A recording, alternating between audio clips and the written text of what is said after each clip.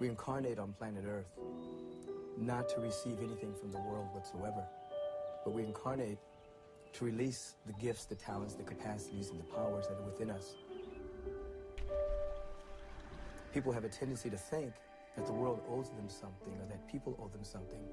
But in reality, as we evolve, as we become more conscious, we discover that this life force or this life presence is seeking to become conscious of itself as us, according to our unique pattern. That unique pattern is our gift, is the way we get to express the life, the love, the beauty, the joy, the intelligence, the order of the universe, as only we can do it. So everyone being a unique emanation of this presence, everyone being a singular manifestation of a cosmic destiny, has not only one gift, but many ways by which to release this life energy.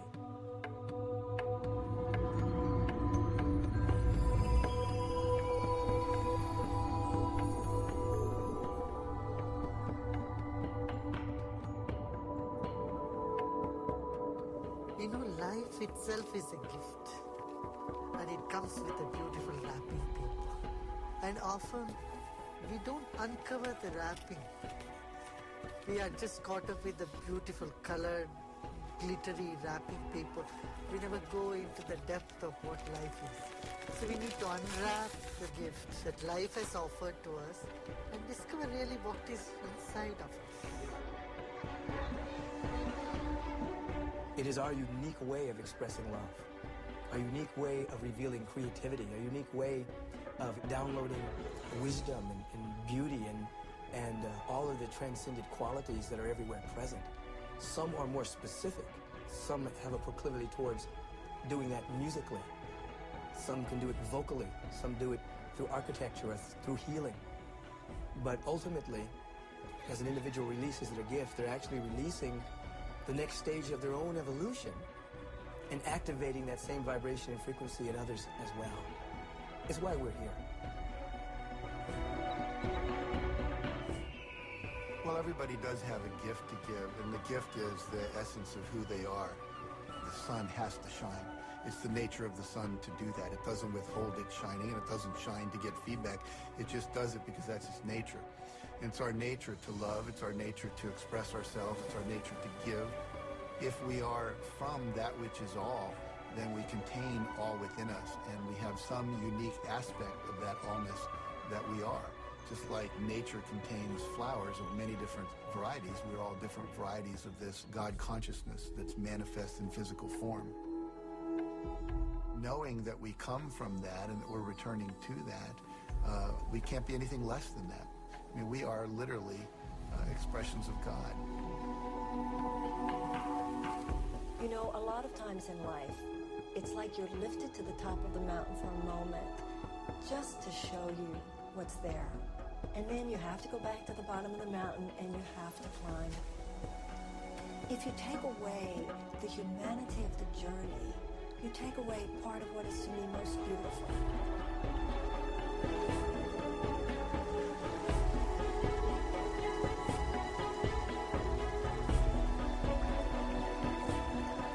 And in my own journey, I was missing something, the presence of which would make a profound difference in my life. I was not present to my own presence.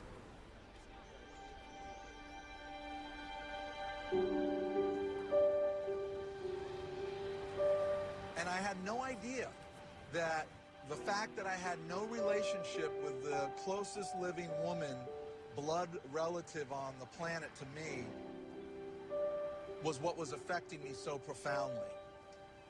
And then I realized I was the source of the fighting in my family. So I got a phone call from my brother, unexpectedly, because we hadn't spoken to each other for quite a few years. I don't even remember exactly how long it was. It just felt like forever, because we didn't like each other at that time, and our relationship was toxic for each other. I was in an emotional war with my sister. We had not spoken in years. We hadn't really communicated since our mother had died. And if you put us in a room together, there was going to be an all-out verbal and at some point physical fight. And I got the phone call, surprisingly, because truthfully, I, at that point, wasn't going to communicate with him anymore. I finally was able to let go of all the issues that I had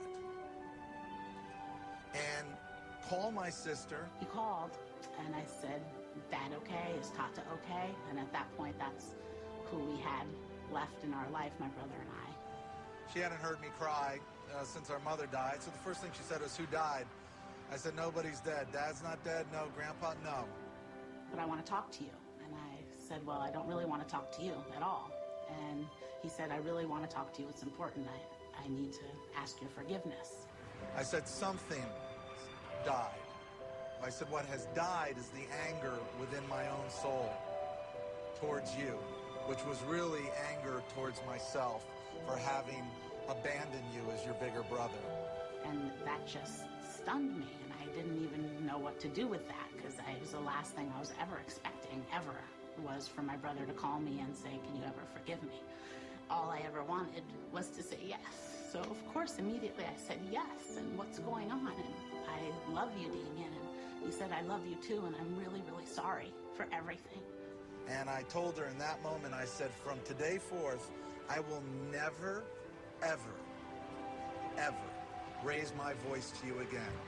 From now and until the day I die, when you want to know what that bright light on your shoulder is, it's your brother, baby, and I got your back.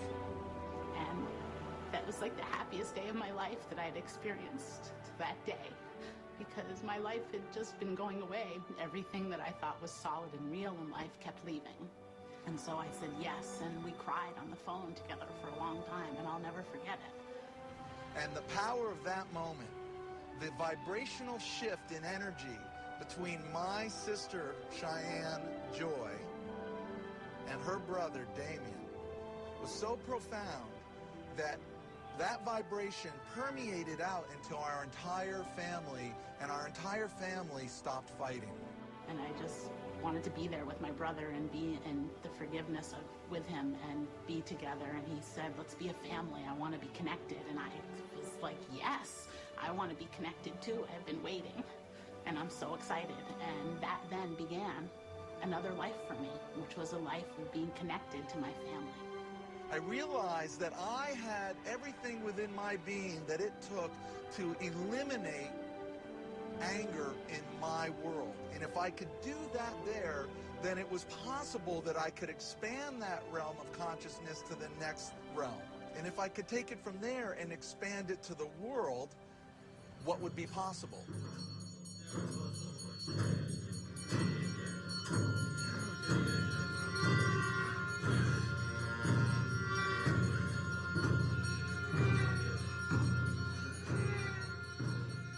One of the basic factor to develop the mental disorder is mainly a lack of affection, lack of compassion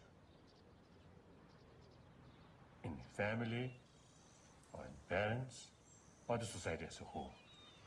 So this shows we human beings is in need of compassion.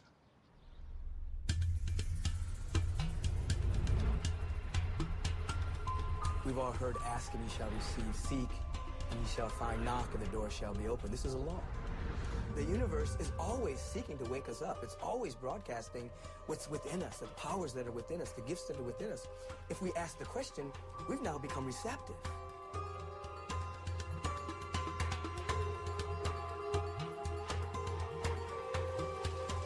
Why do I want to be a filmmaker?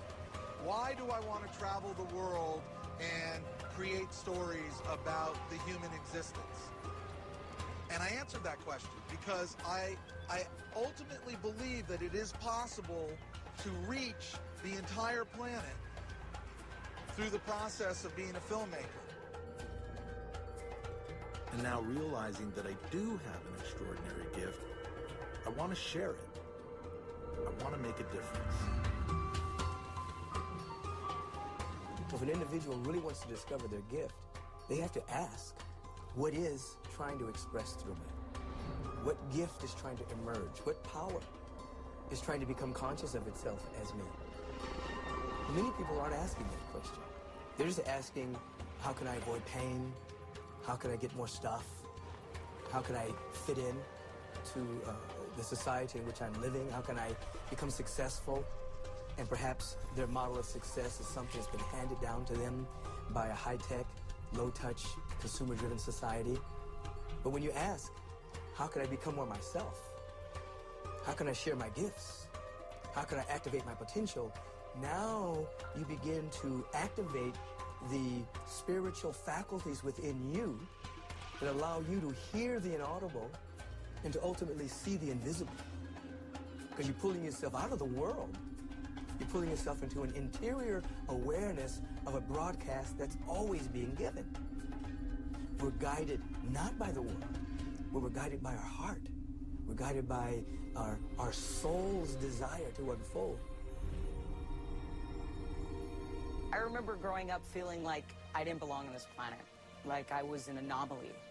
And I remember feeling just so alone and so disconnected and so sad. And then that escalated to a point of feeling angry, like something had to shift, something had to change. And from that space is where I began to search. I had like this inner knowing that I was destined for more than what was showing up in my life. I just hadn't trusted it before. So I started tuning into that and asking questions, deep questions. Who am I? Like, who am I really? What's my purpose here? And then I noticed that when I asked disempowering questions, like, why is this happening to me? I would experience pain. But when I asked those higher vibrational questions, like, what am I grateful for? You know, who do I love? How can I serve? Amazing opportunities would come, and amazing gifts would be revealed. So it was from that receptive place that began with a question.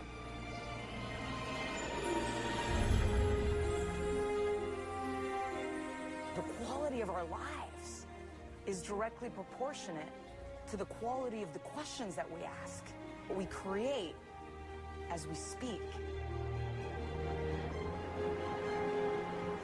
The closer I am onto the frequency of what I'm supposed to be doing, the more perfect life is, the more synchronistic things happen, the more love and laughter I experience, and the more fun I have. Harmonious, happier, and peaceful is a community. That's our goal. So in order to achieve that, I think first, very important to realize every individual human being have a responsibility to humanity.